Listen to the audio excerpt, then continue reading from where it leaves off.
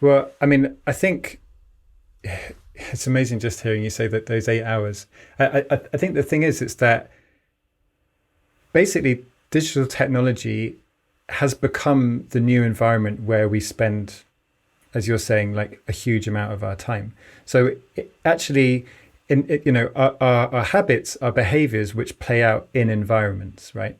And it just so happens that for however many hundreds of thousands or millions of years that humans have existed, we've kind of we've existed in this physical environment, but only within the last 30 or 40 years have we begun to kind of live in this digital environment, and it's fundamentally a new place which we're still figuring out what that even is, and how to behave in that environment. So I think, yeah, I think our habits, as you said, they show up in terms of, how often we might pick up our phone and how often we're distracted. But actually, it's how we play out every single part of our human characteristics day by day. So, for me, that involves things like, um, habits around our well-being. Like, if you think outside of the digital world, like,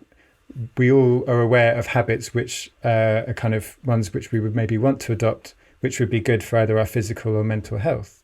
That there are habits that we might want to adopt which help us set clear boundaries for ourselves and with other people, or to communicate well, or to make connections with people, or to kind of learn and grow. So I think there are habits around all of these different areas of our lives, and actually they all show up as digital habits in our digital lives in kind of very, very different ways. So for me, this is actually kind of even getting to a point to be able to think about it in that way has kind of taken a bit of time, because really the thing with digital is it's so slippery. There are no boundaries. You go to pick up your phone to check the calendar, and then you see the message from your friend, have you booked the tickets? And then you're going to watch the trailer for the movie, and then suddenly you're like somewhere completely different within seconds. Like there's everything's so slippery. So actually unpicking our behavior in this space is really hard, because to even notice how the behavior is playing out and to have that self-awareness of it is frankly incredibly difficult.